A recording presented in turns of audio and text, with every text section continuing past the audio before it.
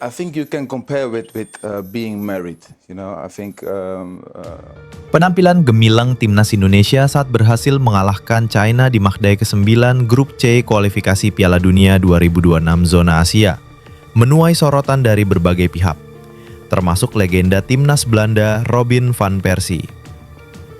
Dalam analisis seusai pertandingan di Sky Sports, Robin van Persie secara terbuka mengaku tidak terkejut dengan hasil yang didapat timnas Indonesia versus China.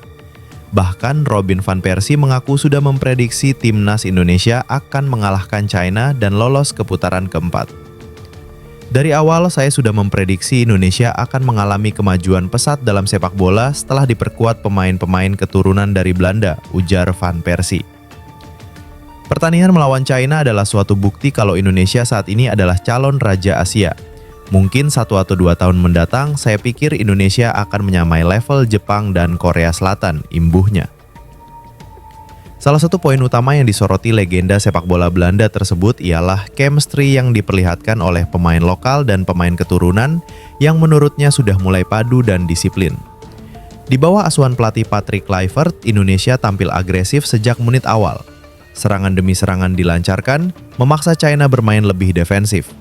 Tapi yang paling membuat saya terkesan ialah chemistry yang diperlihatkan oleh mereka di lapangan, ujar van Persie. Van Persie juga menyoroti permainan timnas Indonesia yang terlihat lebih efektif di pertandingan ini. Meski China unggul dalam penguasaan bola, China harus mengakui bahwa jumlah tembakan mereka lebih sedikit di bawah Indonesia.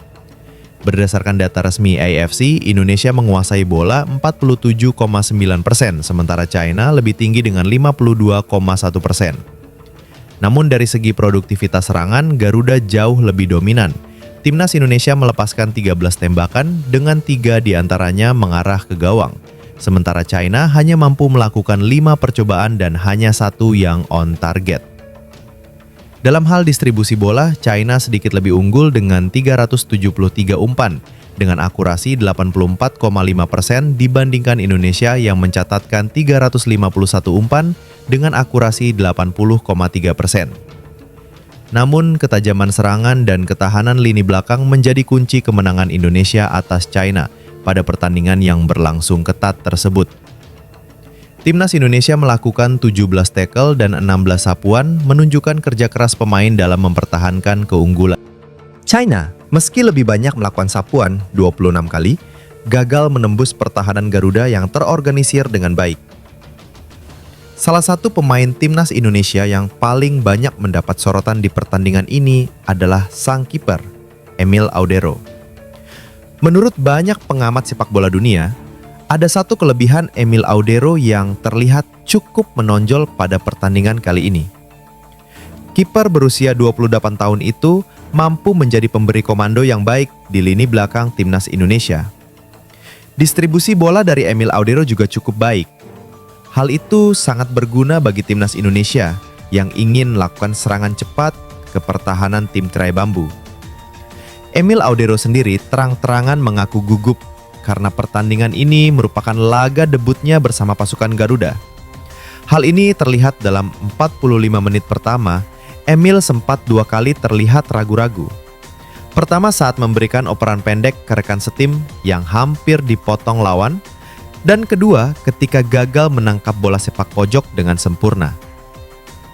Meski begitu, gawang timnas Indonesia tetap steril dari kebobolan hingga menit ke-47.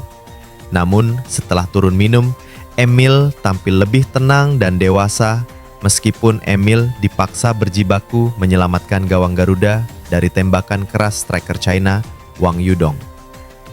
Berawal dari serangan cepat, Wang melepaskan sepakan keras dari luar kotak penalti. Bola mengarah deras ke sisi kanan gawang Indonesia. Namun, Emil Audero dengan refleks cepat menjatuhkan diri dan menepis bola tersebut keluar lapangan. Penyelamatan ini menjadi momen krusial yang menyelamatkan keunggulan sementara Indonesia atas China. Emil menunjukkan ketenangan dan reaksi kelas dunia, meski di babak pertama sempat tampil kurang meyakinkan. Jujur aku sedikit grogi karena ini pertandingan pertamaku bersama timnas Indonesia, ujar Emil. Tapi aku sangat bersyukur bisa bersama tim ini. Terima kasih buat supporter yang menurutku sangat luar biasa, imbunya. Sementara itu, Merasa keberatan dan sedikit kesal Shin Tae-yong komentari hasil laga timnas Indonesia, Patrick Kluivert langsung beri sindiran pedas begini. Seperti kita ketahui bersama, Shin Tae-yong yang telah resmi dipecat PSSI di awal Januari lalu, hingga detik ini masih terkesan cawe-cawe atau ikut campur soal timnas Indonesia yang ditinggalkannya. Bahkan mantan pelatih timnas asal Korea Selatan tersebut tak sungkan untuk mengomentari hasil laga yang telah dilakoni timnas Indonesia bersama sang nahkoda baru, Patrick Kluivert. Saat timnas Indonesia kalah 5-1 lawan Australia, Shin Tae-yong turut mengkritik taktik yang diterapkan Patrick Kluivert. Ia menyayangkan pelatih asal Belanda itu mencadangkan Rizky Ridho yang selalu jadi pilihan utama di masanya bertugas. Sangat disayangkan tidak ada Rizky Ridho di babak pertama, sehingga kita kemasukan 3 gol, ujar Shin Tae-yong waktu itu. Pada laga kelam itu, dari 5 gol Australia ke gawang timnas Indonesia, 3 diantaranya berasal dari bola mati, 1 tendangan penalti dan 2 dari sepak pojok. Shin Tae-yong menganggap kejadian itu disebabkan oleh minimnya persiapan yang dilakukan timnas Indonesia, pimpinan Patrick Kluivert. Sangat disayangkan sekali sebenarnya tidak perlu kita kemasukan gol lewat set piece, tapi kemasukan gol karena set piece, imbuh Shin Tae-yong. Tak cukup di situ, Shin Tae-yong juga kembali tampil ke publik, namun tidak berbicara panjang lebar usai timnas Indonesia, asuhan Kluivert bangkit dan sanggup mengalahkan Bahrain di GBK pada Selasa malam. Bahkan saat para punggawa timnas Indonesia dan jajaran pelatih larut dalam euforia kemenangan atas Bahrain, Shin Tae-yong dengan jujurnya mengaku kecewa. Tidak ada kata-kata yang bisa disampaikan. Selamat saja untuk pelatih baru bisa menang di pertandingan hari ini, ujarnya. Mungkin jika kita bicarakan masalah taktik, tapi dengan cuaca sepanas ini tidak kemasukan gol itu, mungkin yang bisa dipuji, kalau taktik menurut saya kurang berperan, imbuhnya. Shin juga mengungkapkan kekecewaannya karena timnas Indonesia banyak membuang-buang peluang. Tetapi ada beberapa momen yang disayangkan, padahal kita bisa manfaatkan dengan baik untuk cetak gol, ujar Shin Tae-yong. Nah, setelah mengamati beragam komentar Shin Tae-yong di atas, Patrick Kluivert akhirnya memberikan responnya. Melalui unggahan di story Instagram terbarunya, sang nahkoda yang baru 3 bulan bersama timnas Indonesia itu menyematkan kritikan kepada mantan pelatih asal Korea Selatan tersebut. Saya pikir tidak etis jika seorang yang sudah jadi mantan pelatih masih mengomentari apa yang dilakukan tim yang memecatnya, tulis Kluivert. Sontak pernyataan Kluivert tersebut menuai sorotan beragam dari kalangan netizen. Banyak dari mereka yang sependapat dengan Kluivert agar hal itu tidak mempengaruhi konsentrasinya di timnas Indonesia. Tuh dengerin Shin, Anda itu sudah dipecat, jadi nggak usahlah sok peduli sama timnas. Pakai bawa penerjemah lagi. Sudahlah, cari pekerjaan lain aja, katanya banyak tawaran, ujar salah satu netizen membalas pernyataan Patrick Kluivert. Kalau aku sih, Risi urusin mantan, timpal netizen lainnya. Namun ada juga netizen yang beranggapan kalau yang dilakukan Shin Tae-yong selama ini semata-mata karena dia sudah kadung cinta sama timnas Indonesia. Coach Shin sudah melakukan dan meninggalkan warisan yang besar bagi sepak bola Indonesia. Wajarlah kalau sampai saat ini beliau masih memantau. Dia tuh sudah cinta Indonesia, ujar netizen. Sementara itu, netizen Malaysia iri lihat 78.000 supporter timnas Indonesia. Sebab laga Harimau Malaya versus Nepal sendiri cuma dihadiri 4.000 penonton. Ya, netizen Malaysia seolah merasa kasihan pada diri sendiri saat melihat timnasnya berlaga. Timnas Malaysia melawan Nepal pada matchday pertama kualifikasi Piala Asia 2027, Selasa 25 Maret 2025. Pertandingan tersebut digelar di Stadion Sultan Ibrahim, Johor, dengan kapasitas penonton mencapai 40.000 kursi.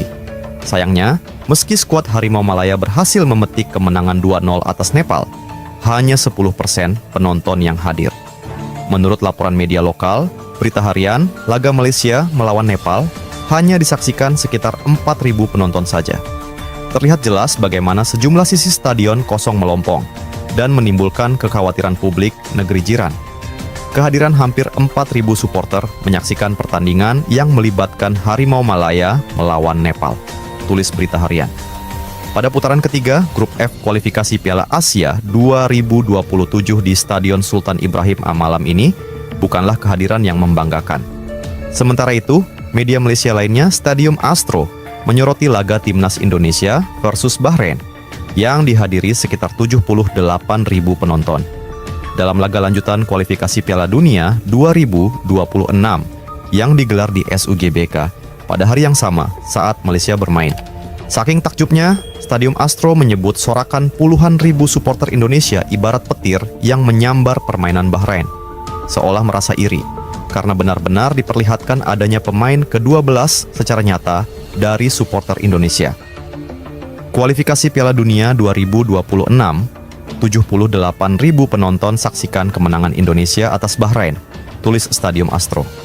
Pemain ke-12 itu ternyata menjadi keuntungan bagi tim tuan rumah.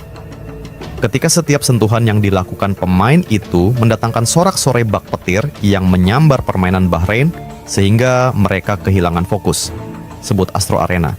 Selain dari sisi supporter yang kalah jauh, level kompetisi yang diikuti Indonesia dan Malaysia pun berbeda sangat jauh. Malaysia harus berjuang menjadi juara grup jika ingin lolos ke putaran final Piala Asia 2027 yang digelar di Arab Saudi. Sementara Indonesia tidak perlu bersusah payah karena sudah dipastikan lolos ke putaran final kompetisi tersebut. Perjuangan timnas Indonesia saat ini lebih besar, yakni untuk bisa lolos ke putaran final Piala Dunia 2026.